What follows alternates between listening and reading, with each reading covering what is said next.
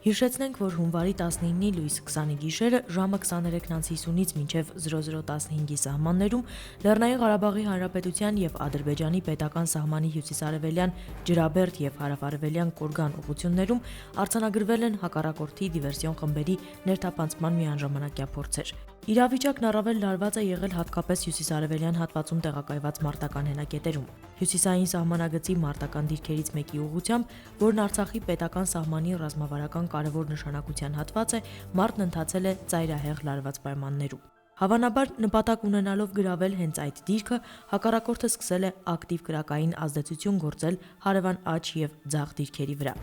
այդպիսով փորձելով նվազեցնել հնարավոր արգելքները։ Տեսնում ենք, որ հակառակորդը կրակում է մեր հարևան դիրքի վրա։ Մեր դիրքը նույնպես տագնապ են տալիս առաջին համարով, գալիս ենք առաջնային գից։ Սկսում ենք մարդ վարել, օգնության ենք որպես որոշում ենք օգնության հասնել։ Կրակում ենք իրենց առաջնային գից, քանի որ իրենց առաջնային գծից տարբեր դրամաչափի զենքերից նույնպես կրակում էին։ Զգալով, որ արդեն հակառակորդը թուլացնում է իրենց կրակոցը, ես մեր ահտագծով տեղակալը եւ պայմանագրային զինծառայողներից մեկը որոշում ենք գալ մարտական դիրք եւ շարունակել կրակը։ Գալով այստեղ զգում ենք, որ կողի դիրքից կրակը շարունակվում է։ Փորձում ենք օգնության հասնել տղաներին եւ կրակում ենք անդադար։ Տարբեր ուղղություններով կրակելով զգում ենք, որ արդեն հակառակորդը սկսել է նահանջել։ Կիրառելով տարբեր տեսակի զինատեսակներ, ընդհուպ մինչև նռնական էտեր, հակառակորդը փորձել է բացառել աջ եւ ձախ թևերից նշված մարտական դիրքին օգնության հասնելը եւ աջակցելը։ Միաժամանակ դիվերսիոն խմբի կողմից կրակ է բացվել հարևան երկու դիրքերի ուղղությամբ եւս։ Նաև օգտվելով տեղանքի քողարկիչ հատկություններից եւ շրջանցելով կոնկրետ թիրախային մարտական դիրքը, դիվերսիոն հետախուզական խմբի հարձակվող ենթախումբը հայտնվել էր մարտական դիրքի թիկունքում, օղակի մեջ առնելով մեր հենակետը։ Ահա թե ինչ են պատմում տվյալ մարտական գործողությանը մասնակցած մեր դիրքապահները։ Կրսեր սերժանտ Հովհաննիսյանը զեկուցում է, որ կրակոց անցել իրանց գլխավերևով, դուրս եմ գալիս հարցնում ինչ կրակոց, ձայն չի լսվել, հավաստիացնում եմ, որ կրակոց է եղել։ Դուրս եմ գալիս, տարածք ուսումնասիրում, բայց ոչինչ չեմ նկատում։ Երեխաների պատմելով, որ կրակոցը իրենք էլ չեն լսել, բայց գնդակ անցել է իրանց գլխավերևով, հասկանում եմ արդեն, որ դա խլացուցիչ փամփուշտ է, ՊԲՍ տեսակի, հնարավոր է, որ դիվերսիա լինի։ Գմփոց է գալիս, մուխայով կրակում են, ու արդեն այդտեղից սկսվում է կրակոցները դեպի հակառակորդի կողմից, համ աջ կողմից, համ ձախ կողմից, նրանք մոտեցել էին մեզ եւ շրջանցել էին դեպի մեր կողմ էին անցել ու դեպի հետևից կրակում էին մեր վրա։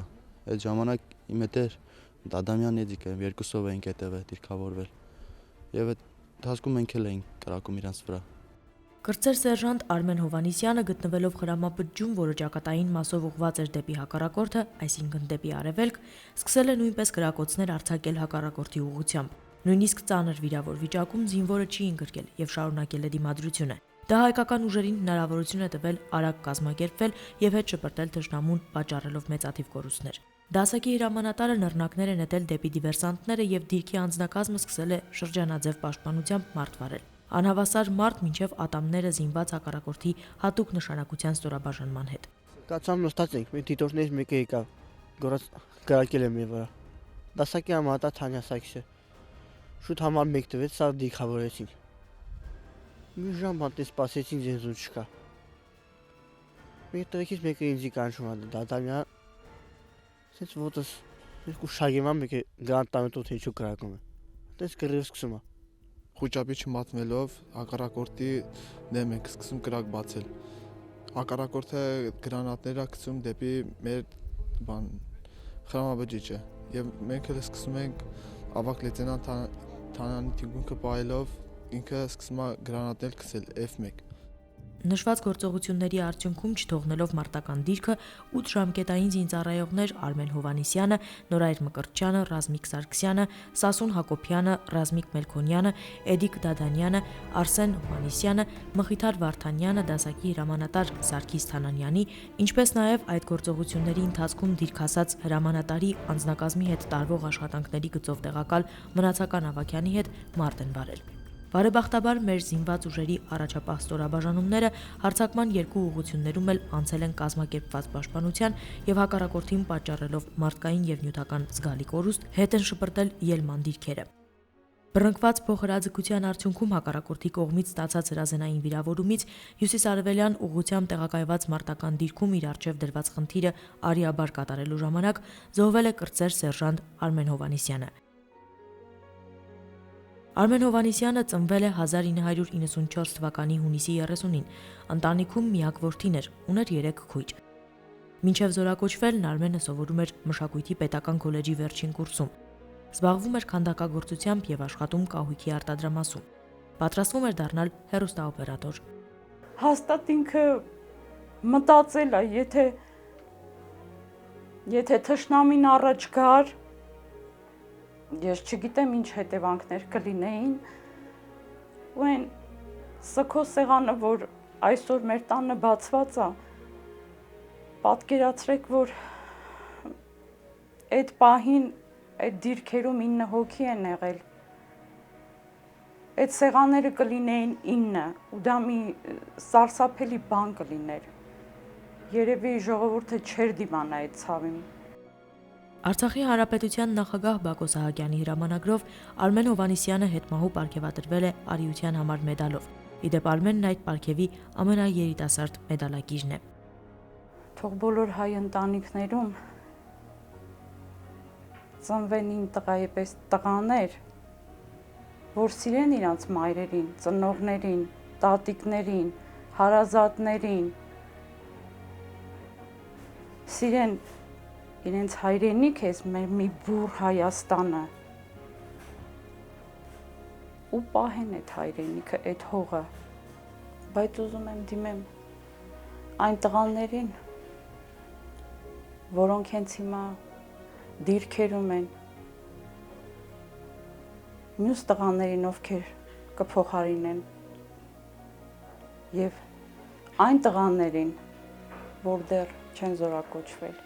բանակ, ապագա զինվորներին,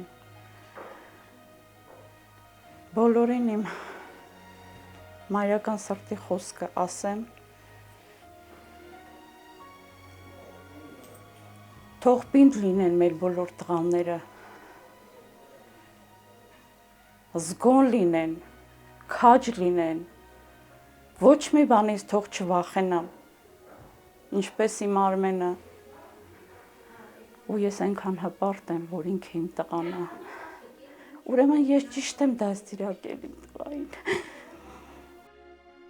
Արմեն Հովհաննիսյանի հիշատակին նվիրված պատարակներ ու մոմավառության արարողություններ են կազմակերպվել ինչպես Երևանում, Ստեփանակերտում, Գյումրիում, այնպես էլ Սփյուռքի մի շարք գաղթօջախներում։ Հունվարի 22-ին զինվորական կարգով Արմեն Հովհաննիսյանի աճյունը հողին հանձնեցին Եռաբլուր զինվորական պանթեոնում։ Եռաբլուրի Սուրբ Վարդանանց նահատակած եկեղեցու դիմաց տեղի ունեցավ հոգեհանգստյան կարգ։ Անչափ դժվար է։ Եվ որքան էլ որ այսօր մենք հարազատներին, ծնողներին, Հովհաննիսյանների ընտանիքին, Լովային, Տիկին Մարինային, սփոփանքի խոսքեր ասենք, այնուամենայնիվ վիշտը շատ մեծ է, կորուստը անդառնալի։ Գնահատելի են միայն Արմենի կատարած սխրագործություններն ու քաջագործությունները, այն որ ինքը իրականացրեց Արցախի մարտական դիրքերում գտնվելով իր ստորաբաժանման, իր ջոկի անձնավորությունների տղաների հետ միասին։ Ուղարկավորությանը ներկայ էին Պաշտպանության նախարար Սեյրան Օհանյանը, Պաշտպանության նախարարության ղեկավար անձնակազմի հետ, ազատամարտիկներ, մշակույթի եւ քաղաքական ուժերի ներկայացուցիչներ։ Այս օրերին հերոսաբար նահատակված զինվորի ծնողներին իր երախտիկը հայտնելու էր եկել նաև Լեռնային Ղարաբաղի Հանրապետության Պաշտպանության բանակի հրամանատար գեներալ լեյտենանտ Մովսես Հակոբյանը։ Կարծում եմ Արմենի սխրագործությունը օրինակը ծառայի մնացած զինակիցներին եւ իրենց ծառայության կապակցությամբ, որ մեր արժանի տղաների հետնորդներն են։ Եվ Արմենը դա ապացուցեց, որ մեկ սերունդ փոխված ինքը նույն ձևի պինդ է եւ պատրաստական իր հայրենիքի համար նահատակվելու։ Նշենք, որ այդ օրը Եռաբլուր Պանթեոնում էին նաև Արմենի ծառայակից արդեն զորացրված ընկերները, ովքեր պատրաստակամություն հայտնեցին անհրաժեշտության դեպքում իրենց հրամանատարների կողքին կանգնելու վերաբերյալ։ Թեև պաշտոնական Բաքուն միջազգային հանրության առաջ իր ժողովրդավարի ու խաղաղասերի վարկանիշը չկորցնելու համար համառորեն հերքում է իր զինված ուժերի կողմից դիվերսիայի իրականացման փաստը, միաժամանակ փորձելով սեփական ժողովրդից ծածուկ պահել իր ղեկավարների կամայականությունները եւ դրա միջոցով ադրբեջանական պետության ղեկավարների որպես քաղաքական հեղինակություն ինքնահաստատվելու փորձերը, այնուամենայնիվ այս օրերին ադրբեջանական մամուլում բանակի զոհերի քանակ է հրապարակվում, ինչն Ադրբեջանում մեկնաբանվում է այլ կերպ իբր իրենց ներսում միմյանց միջև է փոխհրաձգություն եղել։ Մյուսը դժբախտ պատահար է եւ այլն։ Մեր տվյալներով հենց բուն մարտական գործողության ընթացքում զոհեր արդեն իսկ եղել են, բազմաթիվ վիրավորներ եւս։ Ավելի ստույգ տվյալներ կպարզվեն առաջիկայում։ Բայց հակառակորդն առաջնագծում շարունակում է աշխուժություն դրսևորել, ինչը հատուկ է վախկոտի տեսակին։ Բնական է, նրանք սպասում են պատասխանի։ Թող չփորձի հակառակորդը մյուս անգամ այդպեսի բան անել։ Թող զգան, որ միշտ պատրաստ ենք։ Միշտ պատրաստ ենք առավելագույն կորուստներ պատճառել։ Եթե անեն, անելու ենք ավելին։ Միշտ պատրաստ ենք։ Թող դա իրենք իմանան։ Փորձը ցույց է տալիս, որ հայ-ադրբեջանական սահմանին լարվածությունը լինում այն ժամանակ, երբ տեղի է ունենում որևէ կարևոր քաղաքական իրադարձություն կամ կրակոցներն առնչվում են պատմական նշանակություն ունեցող որևէ օրվա հետ։ Հիշեցնենք, որ 1990 թվականին հունվարի 19-ի լույս 20-ի գիշերը խորհրդային զորքերը Բաքվում քաղաքական ընդդիմությունը ճնշելու գործողություն իրականացրին, որի ընթացքում զոհ գնացին բազմաթիվ ադրբեջանցիներ։ Դրանից հետո քաղաքական շրջանառության մեջ դրվեց Սև հունվար եզրույթը։ Բացի դրանից չմոռանանք, որ առաջիկայում հայկական հաղթանակած բանակի տոնն է մոտենում։ Ուստի հակառակորդի նման պահվածքը միանգամայն հասկանալի է, իսկ մեր բանակը եւս մեկ անգամ ապացուցեց, որ հաստատակամ է կանգնած մեր սահմաններում եւ որ հակառակորդի ցանկացած ոտնձգություն արժանի հակահարված է ստանալու, ցանկացած ոտնձգություն անպատիժ չի մնալու։